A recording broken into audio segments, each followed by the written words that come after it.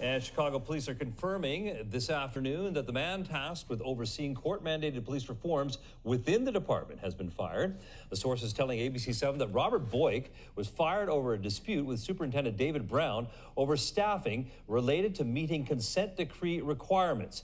Now, CPD would not comment on the circumstances surrounding. Hello, everyone. Welcome to the Chicago Justice Podcast. I'm your host, Tracy Siska. That intro you heard was ABC News Chicago discussing or covering very quickly the firing out of nowhere of Robert Boik, a former guest on our live show. Boik came over from the Chicago Public Schools to run what it was called the Office of Constitutional Policing, but is basically the office trying to push the CPD into reforms such as they are that are mandated by the consent decree, the federal court consent decree. And we'll get into that more, but he is out pretty summarily fired by David Brown, Chicago Police Superintendent. We'll get more into that in our second story today. But first, we're going to go to an article by the Better Government Association of Chicago titled Claims About Anti-Violence Efforts Overblown. Yes, and by the way, the person running it is overblown. So what's the biggest takeaway from this story?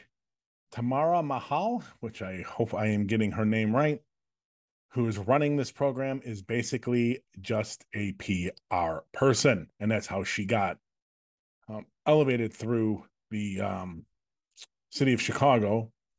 And because it doesn't seem there's a whole lot behind her boasts of all of her experience, which mimic the boasts of the anti-violence efforts by the city, what they've done. Now, just to be fair,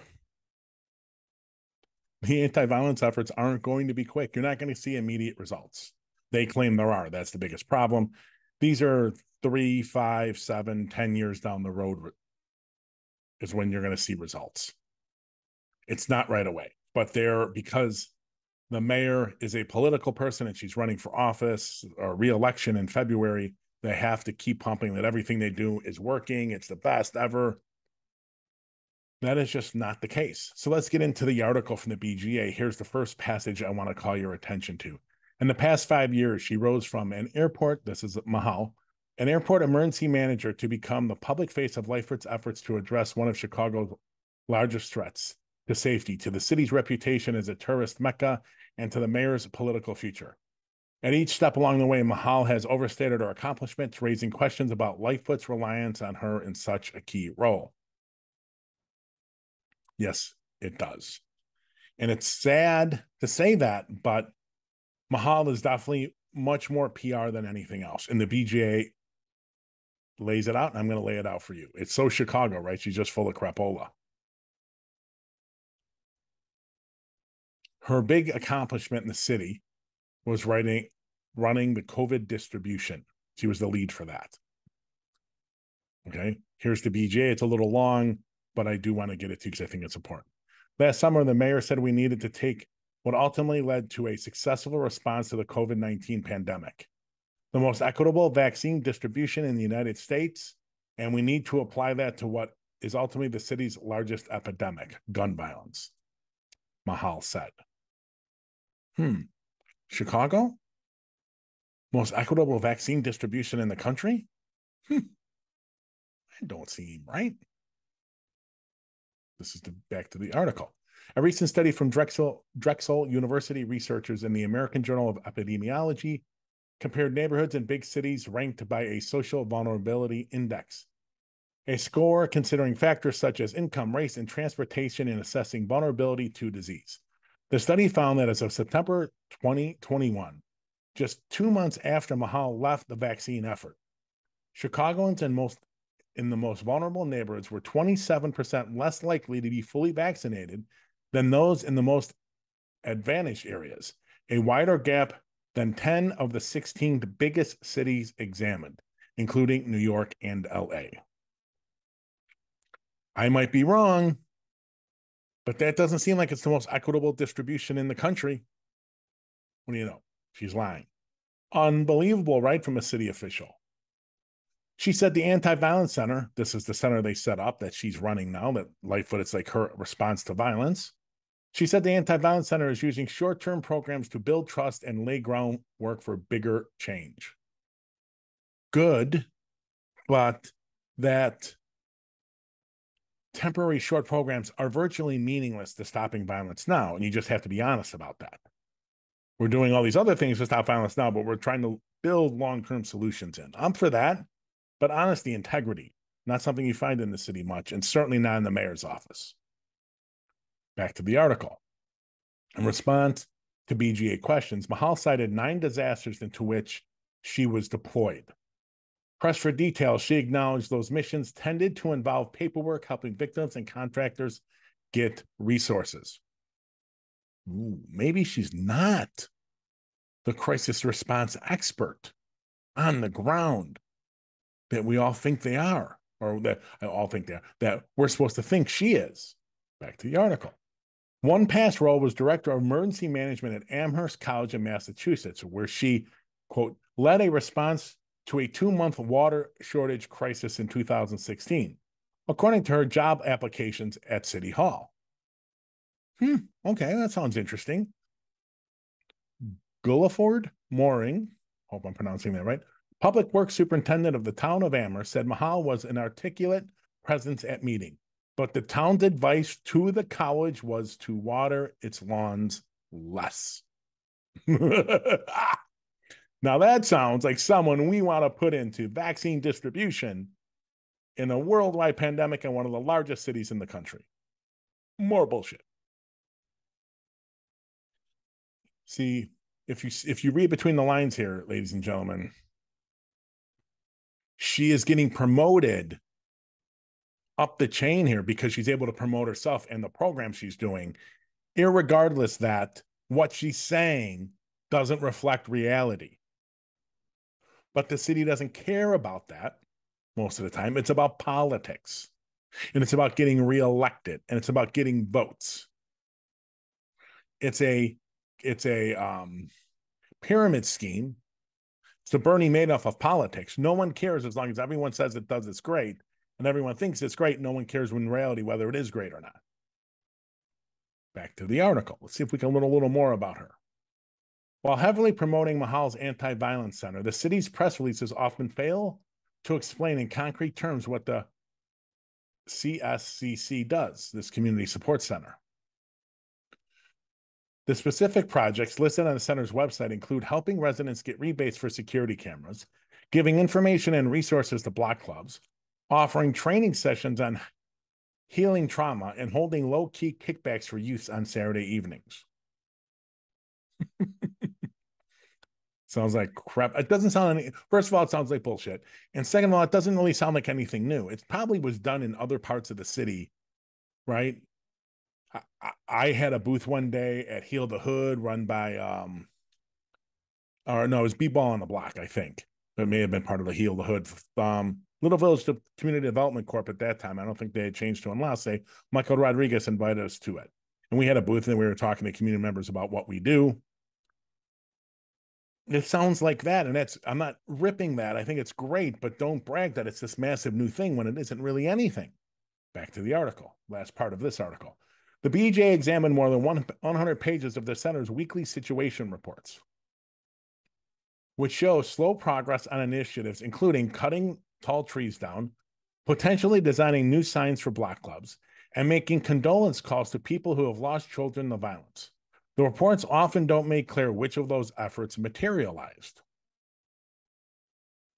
What of those efforts are going to reduce violence in the short term? Actually, in the long term, but let's just say short term. None. They're not. Everyone knows they're not. And it would be fine if the mayor and Mahal were saying, we're starting slow, we think this is going to pay off in 5 years. But lying about it, having effects now, is wrong, and she should get called out on it. And if she lied half as much as the BGA says through the entire article, she should probably be fired. But that ain't gonna happen because all the marketing she's doing is good for the city and good for the mayor. So she ain't going anywhere. Okay, the second segment today, as we teased up front, Chicago police official, this is a Chicago Sun-Times article, headline, Chicago police official overseeing court-ordered reforms is axed by top cop after questioning deep staff cuts. Okay, now, Boik, civilian, he's been on this show. So we're going to start. Bob, my question to you is, why is, why is this system different than the previous version the city, or is it different than the previous version the city tried to deploy a little over 20 years ago, I know, about 25 years ago?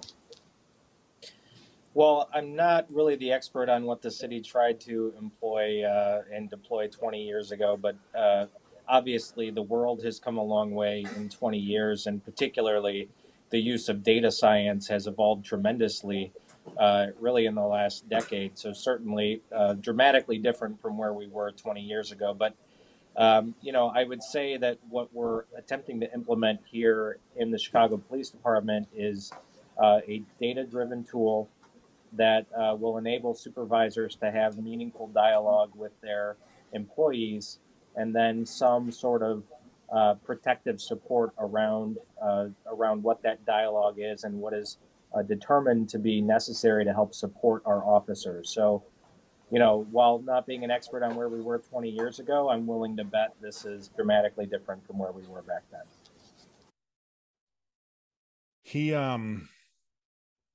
He's in charge of the Office of Constitutional Policing, and he's basically the internal person that will take heat for the city or the CPD not meeting its obligations under making progress in a bunch of steps through the consent decree. So, of course, he's concerned about making sure they do that. The CPD had a drain of officers coupled with, higher than normal crime rates due to the pandemic. Bad mix. Brown's efforts haven't really seemed to work, but to be honest with you, not many of the cities across the country that have experienced the increases, which is most of them, have had local answers to these problems. Whether it's carjackings, homicides, gun violence, they just don't seem to have it. It's because it's mostly about poverty and segregation and getting rid of those things. But let's get back to this article and see what it says.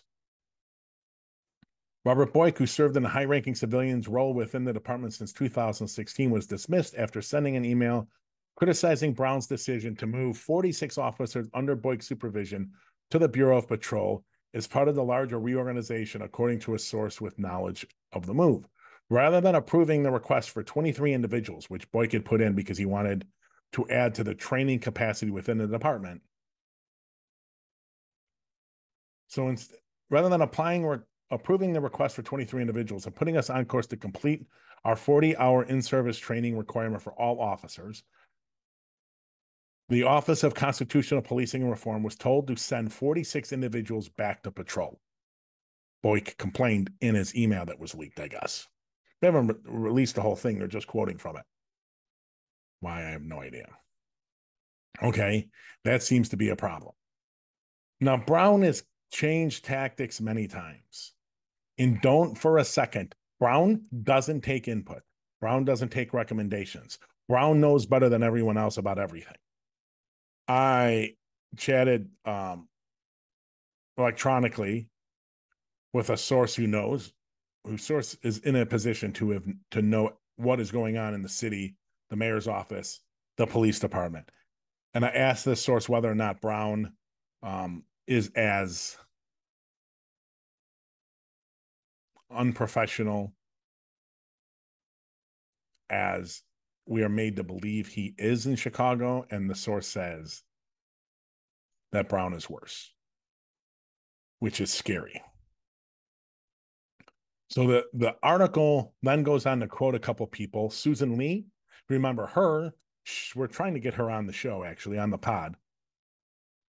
She was brought to Chicago, I think, from San Francisco to lead a beefing up of the anti-violence efforts and coordinating them across the city, right? Interrupters and things like that. And she quit, I think, after a year in the job. She was criticizing the mayor and Brown for criticizing bail reform when there was no data to show bail reform was the problem. She quit and she went to work for Chicago CRED, CRED. We've had someone from that. I don't remember his name, but we've had people from those anti-violence efforts from Chicago CRED and Communities Partnering for Peace. And I can't remember the third one that is slipping. It's run by the Heartland. But anyways, we've had them on the show before. So this is Susan Lee, who doesn't talk to the press a lot. Maybe out of respect for Lightfoot, I'm not really sure why. We're trying to get her on the show to spill what happened. Bob Boik is probably the person who has led the woefully understaffed reform team to give us any kind of progress we've had on the consent and other reform measures. Consent decree, I'm sure is what she meant. To summarily fire him on a legitimate concern about the lack of resources and personnel to fulfill a court-mandated obligation, to me, is just callous and demonstrates a complete disregard for the difficult journey that reform requires. Brown isn't about reform. He is much like Mahal. He just wants to, he's very good at vomiting out the rhetoric for people, not very good in his policing. And just a little more context about this. When December of 19, when Lightfoot fired when she fired Eddie Johnson for the DUI and lying about it, drunk on duty, drunk armed, all of those reasons. She brought in a retired police chief named Charlie Beck, who used to be the police chief in LA. She brought him in here to institute a bunch of reforms. One of his mentees in LA was working for the crime lab. And the belief was Charlie Beck would come in with all the clout and his position, and he's known throughout the country as being a reformer and it brings in a lot of respect with him. Beck would force in a bunch of changes. Lightfoot would then pick Beck's mentee as superintendent, and the reforms would already start being in motion when he took over the job. That did not happen. Lightfoot announced Brown. Within 3 or 4 or 5 days, I think, Beck resigned. Now, Beck was interim, and he was supposed to stay until the new person came on board. The day he came on board, he quit immediately. Like, he announced on Tuesday, I'm out on Friday, and never really said about why. And when Brown came in, Brown just pretty much reversed everything Beck did. That's a problem, right? So here's Charlie Beck's quote about it. Beck said, Boik's exit will be a serious setback to the drive to reach the level of compliance needed to go out from under the costs and constraints of the consent decree. It's a big loss for the CPD, he said. Their goal of reaching compliance, in my estimation, will be much more difficult without Bob. Yep. Brown doesn't like to be questioned. And I am sure Brown gets yelled at every day by Lightfoot. And he is just putting out one Mayor Lightfoot fire after another Mayor Lightfoot fire after another Mayor Lightfoot fire after a fire that makes the news about something that his officers do. He switched.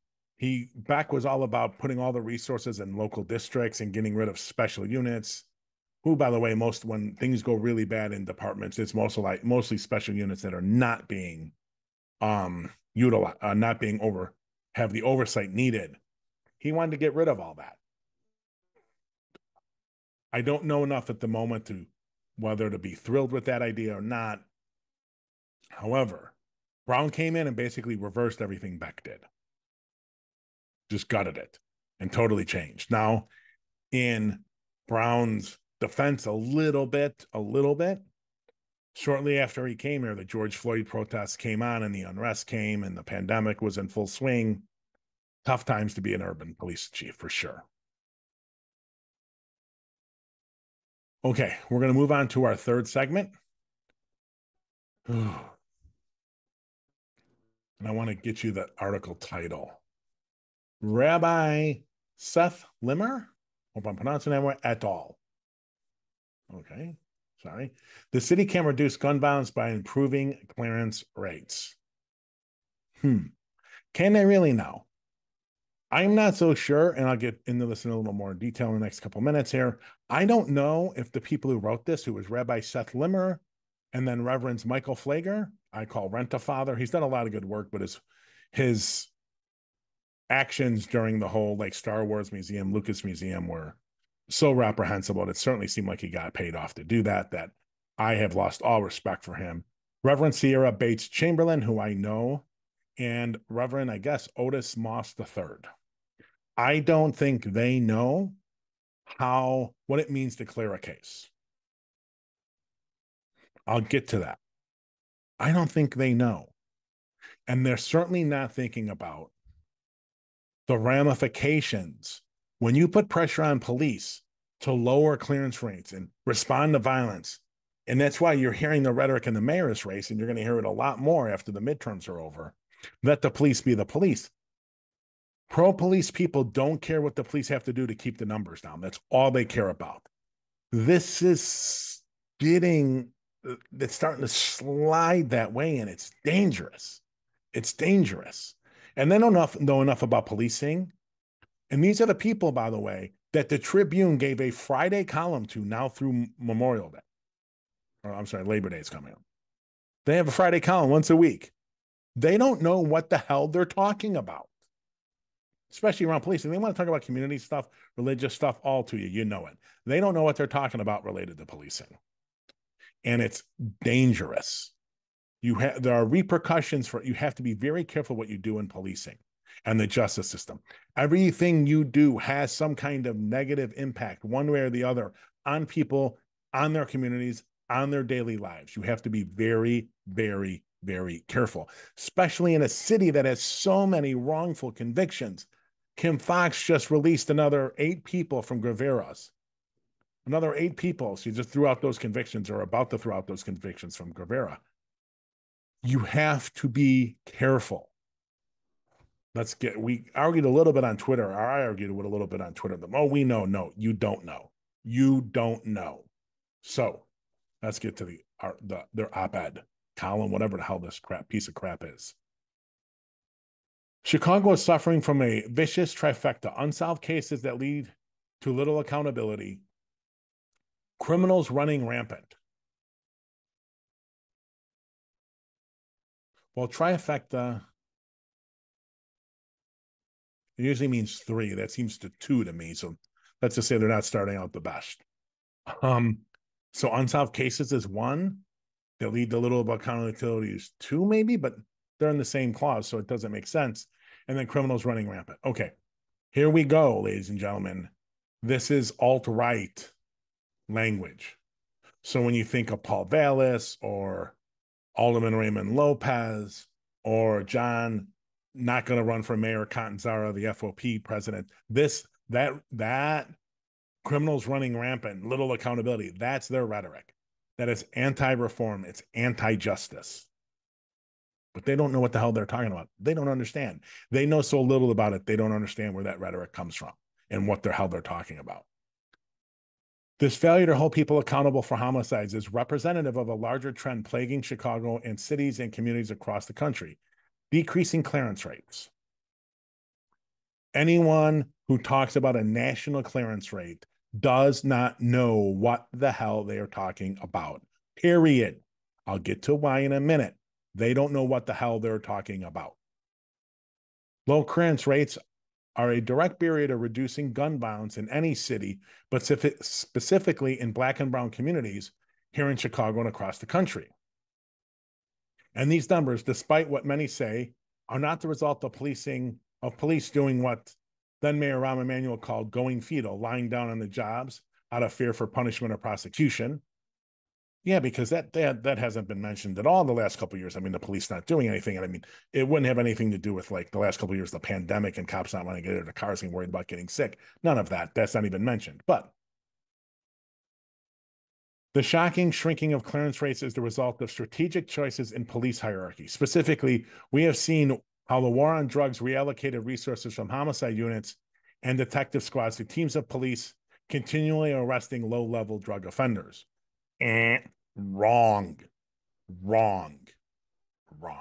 And here's the problem with this.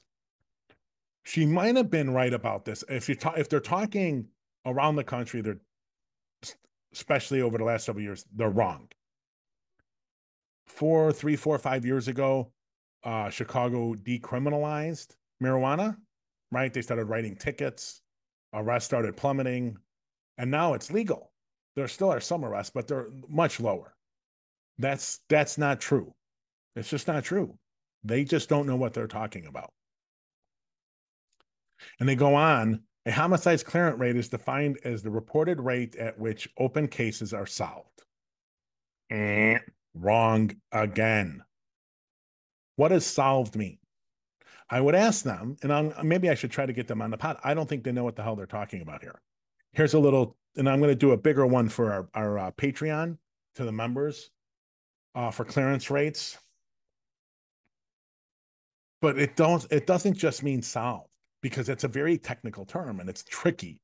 The Uniform Crime Report sets up the definition of clearance rates, which these people don't know.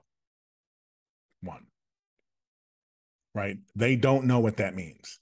And what does solved mean? Does that mean the police know who did it? Does it mean make an arrest or get a conviction? And if it's any of those, well, first of all, especially if it's the first one, police know who did it. How do you know what they know? How do you know? Who's checking that? What has the Chicago Police Department done that would make you believe when they tell you, oh, we can't tell you because it's all privileged and private and, secret investigation, which makes sense to some degree, but, oh, we know who did it. We solved it. Clearance. No. All right. Here's why. Okay. Let's continue before I get to the national rate. The national homicide clearance rate is at an all-time low.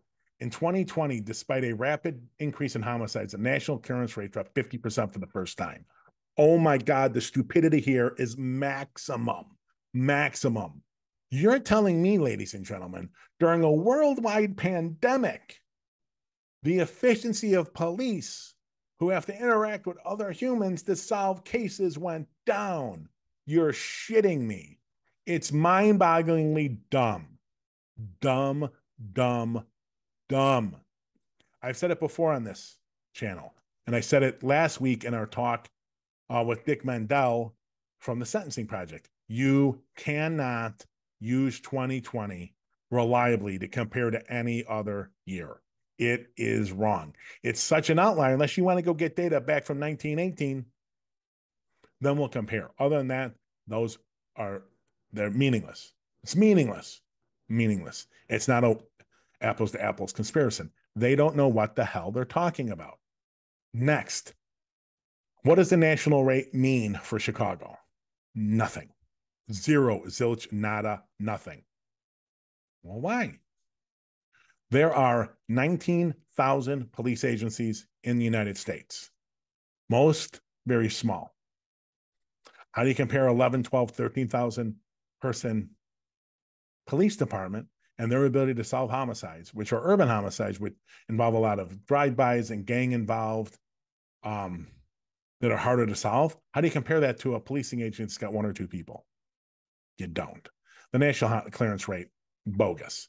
Besides, and I will get into it in our Patreon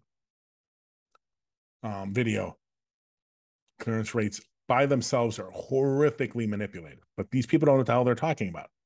But the Tribune gave them a column, so here they go. See, and we continue with the article. CPD's overall arrest rates have dropped steadily since 2005, and fewer crimes are being reported overall, not only by victims, but by police officers themselves, who used to produce many crime reports themselves while patrolling their beats. Okay. Once again, I think they're using 2020 data, and that is wrong. Maybe you would have to look more closely, but they didn't. What arrests are being made? We're going to do a pod on the Sun-Times, and they linked to it. The Sun-Times did a piece on arrests and gun arrests. Something that's been missed in the media is a change that the CPD made. Kim Fox tried to bring it up, I think, last summer in a webinar they did. There was a change in the mid-2010s, teens there, about how the CPD goes about things. And it's not an accident. It's on purpose. And it's their answer to trying to find a way to reduce homicides. They don't know that because they don't know what the hell they're talking about. Here's the last piece of the article that we're going to talk about, or the op-ed.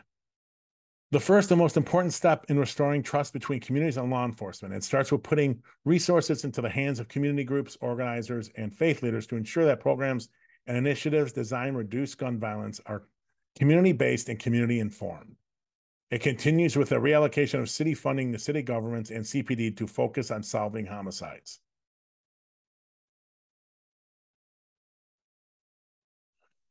Okay. Not the worst, but they're still focused incorrectly. And it's more incorrect for them because they don't have a clue what they're talking about related to criminal justice matters on the justice system or the anti-violence efforts. And not that anti-violence efforts shouldn't be funded, they should be. But as those three people, and I don't remember all their names, so I'm not going to say who they were on our show, but I'll link to it. When we had the three people from Communities Partnering for Peace and Chicago Cred, and I forgot what organization Eddie Bocanegra is with or was with. I think he's working at maybe through the White House now, actually. They all said, hey guys, we're a Band-Aid on the problems. Yes, we need more money, but we are not the solution, the long-term solution. And this is the problem with this, especially the end here. They're looking for that to be the solution. It isn't. It's addressing poverty. We have to. It's not in all this anti-violence work. The anti-violence work's great. It's got to be funded, but think about it as nothing but a Band-Aid. It is not a long-term solution. Next, there's nothing in their op-ed column, whatever this you would call this thing is, not a single thing about brutality or abuse. Not a single thing. Nothing. You put more pressure on them to solve crimes and increase their clearance rate without putting strict oversight in how they do that, you're going to have more black and brown people locked up, whether it's right or not. You're going to have more black and brown people brutalized. You're going to have more problems in the communities generated by the police to get you those numbers. There is not a single thing in the history of the Chicago Police Department and most urban police departments that think that's not exactly what's going to happen. These people seem completely uninformed about that issue, and that's scary. You're given this platform in the Tribune, you should know what the hell you're going to write about. Ask for more money for community anti-violence programs, I'm all for it. Getting into how they should be policing or what they're doing with the rest of this column is it's just wrong. They don't know what the hell they're talking about. Oh, and I think on Twitter, Sierra said, oh, well, we're going to make sure they do it right. No, you're not. You don't give them the money and then try to, on the back end, come up with a way to oversight. That's how it's been done in Chicago for 120 plus years. That's not how you do it. If you're going to put more into policing and demand more from them, you better oversight the hell out of it. And you better do it from day one. Or just let the police be the police and beat and pillage communities and get what you're going to get. Okay, ladies and gentlemen, thank you so much. I really appreciate you being here. If you're interested in finding out more about our work, chicagojustice.org. If you're interested in getting involved in our work, cjpnation.org. And in the description, there will be our Patreon link. If you want to support our work, I'd really appreciate it. There's going to be exclusive content not found on the podcast or on YouTube or Facebook at Patreon. Also, just thanks. We really appreciate the support, and we'll be back with you next week.